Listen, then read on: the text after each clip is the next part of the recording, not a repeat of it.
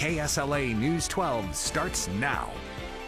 I can breathe. The senseless death of an unarmed black man. I'm sick of it. I'm sick of it. Across the country, people are demanding for their voices to be heard. We literally want to be heard. But this has happened before. See them throwing bottles, rocks at the building. Did anyone listen? We have to deal with this every day. Do people who are not discriminated against really understand? If I fight now, my kids are going to know freedom. Those babies right there, I'm going to fight so they know freedom. It's time for your voice to be heard.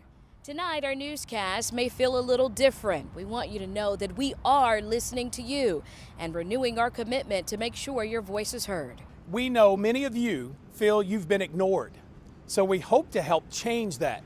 Starting today, we've launched a new campaign focused entirely on your concerns and ideas about racial issues across the Arklatex. We hope that your words will lead to actions by city leaders and law enforcement. And we're asking them to join us in listening to your voice.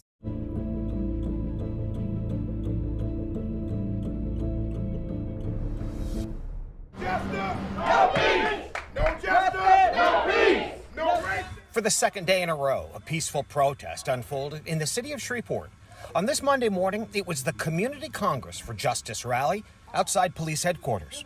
It began with a call for justice in the death of George Floyd in Minneapolis, before turning attention to what they described as systemic injustices right here in Shreveport. They need to change the Bill of Rights to the Bill of White, because all we see is white privileges, and we see discrimination all over this America, especially in Shreveport.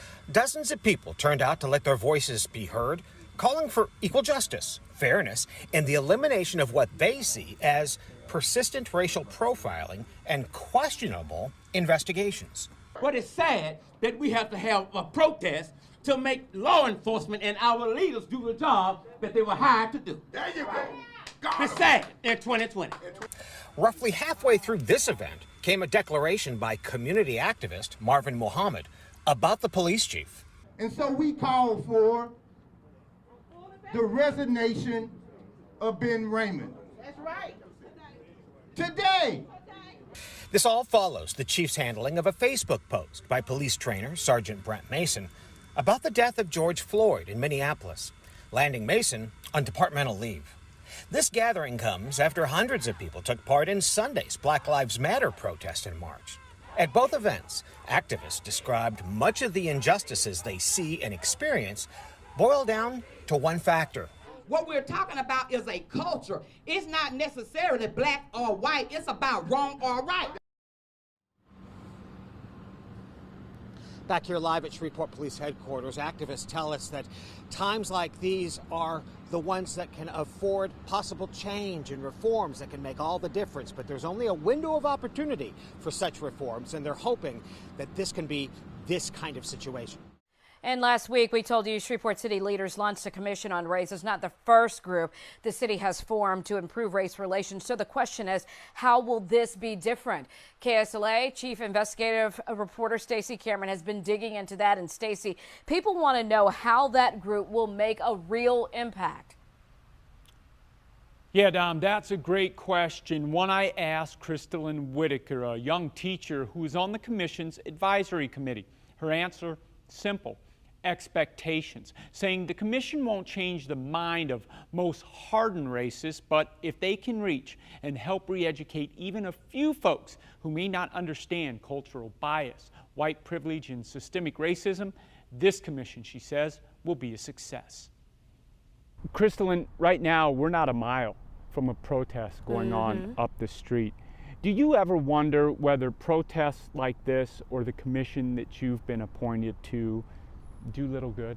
I do wonder that sometimes, because I know for decades we've been protesting the same issues. However, I am a firm believer in people's energy. When people unite for a common cause and when they're on the same page, things do happen. You mentioned having people on the same page, being able to make progress in that manner. You've been appointed to the mayor's commission. What's your understanding of the charge of that commission and your role? I want to be able to influence decisions and bring ideas that can help us better the way we act. Even in the midst of all that's going on, we're able to keep peace in Shreveport. These protests have been peaceful, but even with our track record here, we have people listening to the media more than listening to their neighbors. Why do you think we're able to do that here in Shreveport and other parts of the country aren't doing that right now? I feel like it has a lot to do with acclimation. We're just accustomed to coexisting with people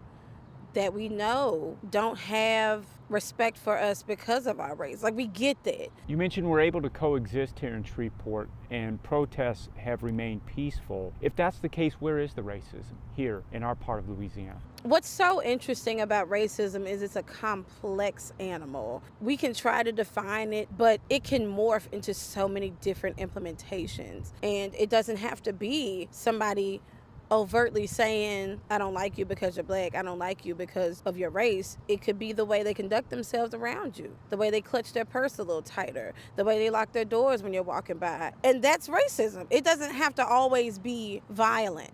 What do you hope the outcome of this commission is? If we can penetrate the people who have a soft heart, haven't gotten it yet, I think that's monumental. Now, Whitaker tells me the advisory committee for the Mayor's Commission on Race and Cultural Diversity meets for the first time tomorrow. She expects to learn a lot more then about her official role. And coming up at 6, I also spoke today one-on-one with Mayor Adrian Perkins about the commission. Hear his goals for the commission and why he feels it's so important for race relations right now in Shreveport. History was made in Shreveport as nearly 1,000 people came out to speak out against racism and injustice. The Justice for Tommy rally in Shreveport was peaceful, and KSLA News 12's Christian Pico shares the sights and sounds of the protest. No racist! No peace! No justice! No peace! It's definitely history. It is. It's very long overdue.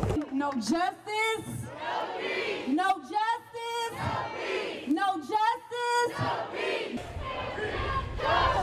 Being black in America right now, it looks good, it sounds good, and it makes you even prouder to be a black American in the United States of America. Enough is enough. Enough is enough. My mission today is to support Black Lives Matter and make sure that our voices is being heard as a whole and as a community. No peace. No justice. No peace. We are all against racism and police brutality, period. A lot of people think it is a black problem. It's a us problem. And if we don't address it, then we are complicit in it happening. These racist cops have got to go. Hey, hey, ho, ho. These racist cops have got to go. Hey, hey. I'm very proud of the diversity that's out here today. Hopefully we can definitely accomplish our goal as a whole and as a nation. Black lives matter. Black lives matter. Black lives matter. At the end of the day, I hope to accomplish peace, justice, and equality for all. No peace. I also hope to accomplish, our voices being heard, and for the other side of the party to understand our pain and where we're coming from. We just getting started. We just getting started. There is unity here. There is love here. There is peace here. Black lives matter. Black lives matter. Black lives matter. Tonight we're recognizing Erica Cornelius. She's the first African-American female firefighter in the Claiborne Parish town of Homer. Erica felt the call to serve 9 years ago and hasn't looked back. Tonight, KSLA News 12's Kinley Hargett shares how she's broken the barrier for others to follow in her footsteps.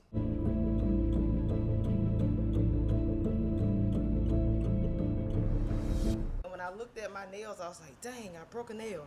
And one of the guys walked up to me and was like, really? You can't be a firefighter to go around talking about, I broke a nail. This is Erica Cornelius, the first African-American female firefighter in Homer, Louisiana. For 9 years now, she's put on her fire gear not only to save lives, but to inspire others. I can motivate somebody else to do something. Not only that, a female at that. It's small town, it's pretty good. In 2011, the mother of two says she walked into the firehouse with the goal of becoming a firefighter. Not too long after training, she was put into action at a house fire. Super nervous, run around in circles. Not, like I said, it was my first time not knowing exactly what to do. But like I said, with the years I've been here training, it come and goes. Through the years, she's learned many different jobs in the firehouse. I prefer to just take the hose off the truck, run, and spray water. But even with heavy lifting jobs, she says she still stays pretty. And sometimes when I get off the truck or when I have a fire or whatever, I do sometimes look at my nails. I mean, I'm a female. I'm supposed to look at my nails.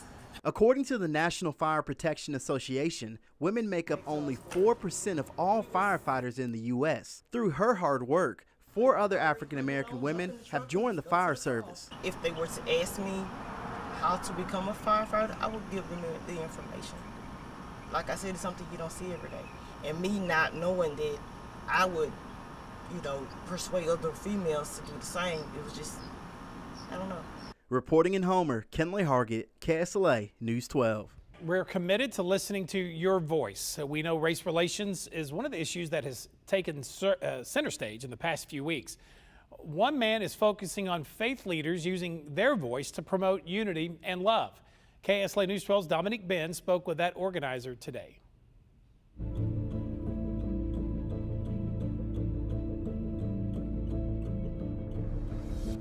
What we have done is that we've said, if we can bring people together, we'll be able to start dialogue and conversation as it relates to race relations in our city. How do you plan to bring people together? At one moment, I think in this news release, you said that you will be bringing faith leaders together. So where is the church in all of this?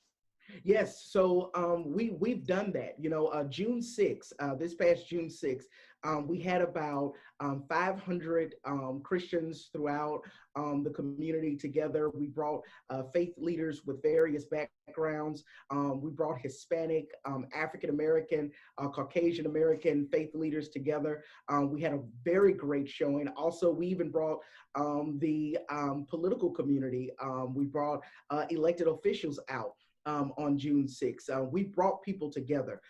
So now we're moving into the phase of action, and that action is causing these churches, congregations to come together at various churches and have small group discussions about race, and not just about race, but about a whole litany of things that people may not know or people may not realize. Because one of the things that we realize is that a lot of cultures are unaware of other cultures because they don't have discussions. They don't talk to anybody outside of their culture. So we're trying to create that environment to where people can have an opportunity to share with others outside of their culture, but not just share with others outside of their culture, but hopefully that dialogue will bring healthy relationships. For 2.5 weeks, protests have been taking place here in Shreveport and across the country. While many continue to hit the streets pushing for change. There was a civil rights movement going on, and then there was free speech. Change is something Air Force veteran Kenneth Armand knows pretty well. It's amazing how you see some of the similarities, historically. And so I looked at what's going on and said, damn, I've seen this before somewhere, Armand was the student government vice president back in 1966 at Grambling State University. It was then he and other students began protesting over the administration's overemphasis on athletics. Athletes can get away with murder, rape, whatever else. But if you spoke out, you got to go. And so after a year, we made our call, our point. And they made some concessions, but it didn't keep the word. So in 1967, Armand and hundreds of other students organized such a large protest, the governor of Louisiana sent 600 soldiers from the National Guard to the campus. It was really intense, and really, the fear factor wasn't there. Armand was among the many students arrested and expelled during that protest. Eventually, he ended up attending Centenary College in Shreveport. Dr. Pendleton was on the Shreveport Human Rights Commission, their little association, and so he had to vouch for me and my background, before they let me in. The Vietnam War was happening during that time, and so Armand found himself protesting again, this time off campus.